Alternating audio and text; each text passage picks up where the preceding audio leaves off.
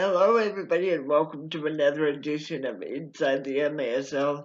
I'm your host, Jeremy Rica, and today we're going to be talking about the game that happened last night in El Paso, Texas, between the El Paso Coyotes and the visiting San Diego Sockers. For San Diego, we all know that they had a great year last year, finishing at 14-6.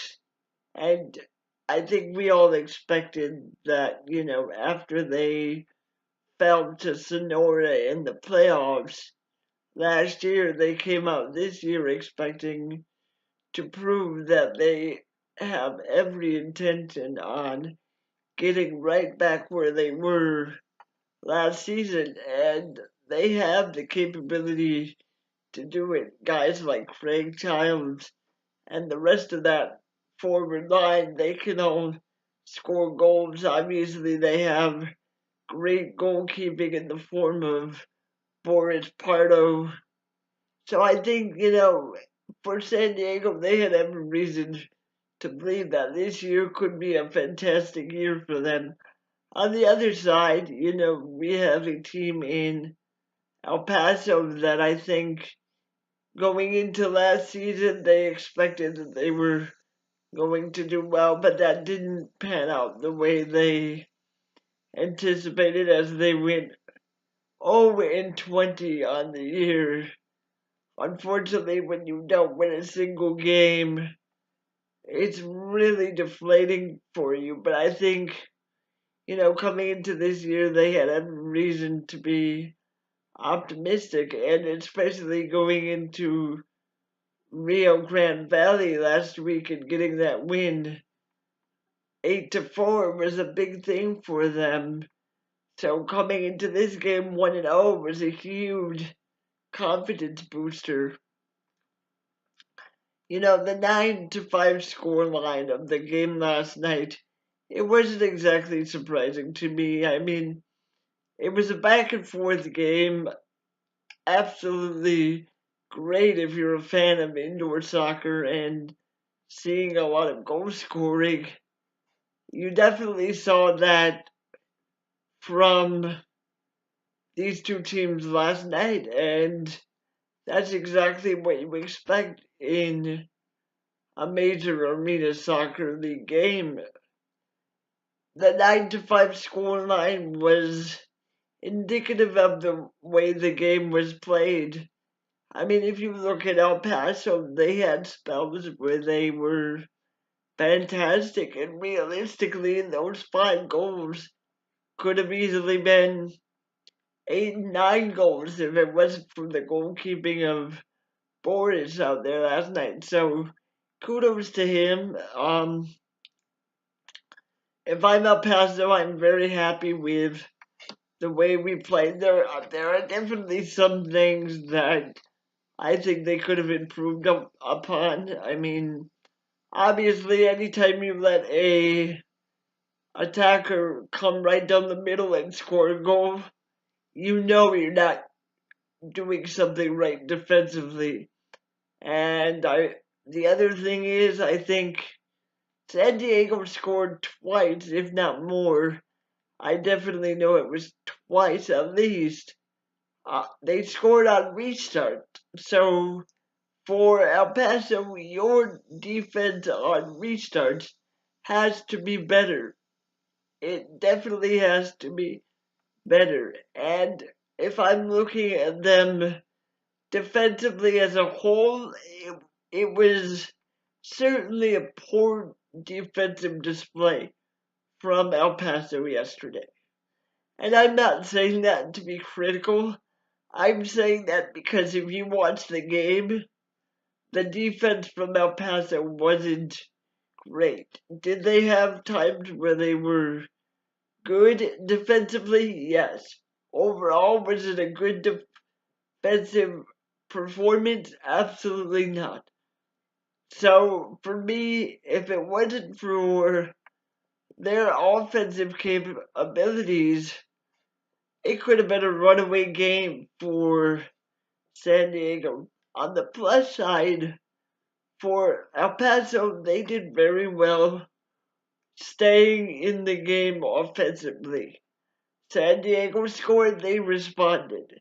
And that's going to be something that they're going to have to do throughout the year. If they can do that, I think it's going to be a successful season. They didn't get the result that they wanted, obviously, yesterday, but I think they played a good game overall. If they can fix up that performance defensively, I think they have a reason to believe that they're going to be a good team this year. A playoff team, I don't know, but I think it's definitely going to be a better season than what they showed us last year. The one question I would say for El Paso is how do you respond after a 16-day layoff? That's a long time to not play the game. I mean, obviously they will train, but they have to go to the Rio Grande Valley to play. And sure, they got the win against them in their first game, but having 16 days off is not going to be easy. For San Diego, I think they showed us why they're a good team. They had 3 goals in a row going into the end of the second quarter, the beginning of the third. Granted, one of those was on a penalty kick, but they showed us that they can score, and that's going to be key for them all year. And I believe if Craig Childs plays the way he did yesterday, they are going to have a fantastic year. I don't know how he wasn't a player of the game, but kudos to Gutierrez, Pardo, and Molina for getting the 3 stars, but I truly think Frank should have been in that list.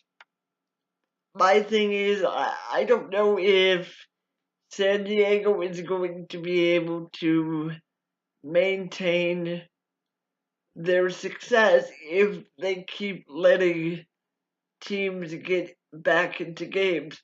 Granted, it was only the first game of the season, and if I'm looking at this team on paper, I think they will get much better defensively. They have a lot of good defenders on that team.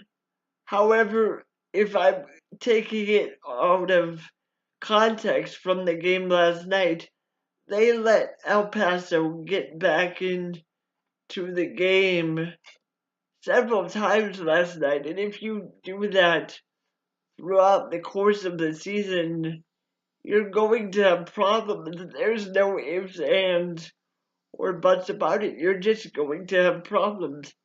So for San Diego, they play Syracuse at home this Sunday, and I think it's going to be a good chance for them to get to 2-0 on the season.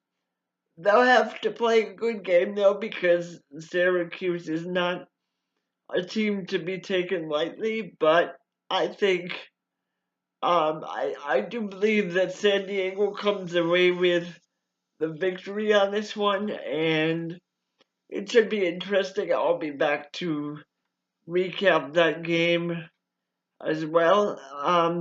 But as far as the game as a whole, it was a very entertaining game. It was a fantastic game to watch. I believe that both teams played well. Both teams had stuff that they could certainly work on, and I believe that both teams will correct the things that they have to work on. I believe that both teams will have a great season this year. I think the Coyotes will be a lot better than what people think they will be. And I believe that San Diego will be right back in to the same position that they were in last season. So it's definitely going to be an interesting year. And for those two teams, it was a good way to start the year, and it'll be very interesting to see what they have in store for us in their next games. If you want more information about any of the teams in the Major Arena Soccer League, please go to masosoccer.com and you will find all the information you would like to know at that website. Until next time, this is Jeremy Rika saying so long.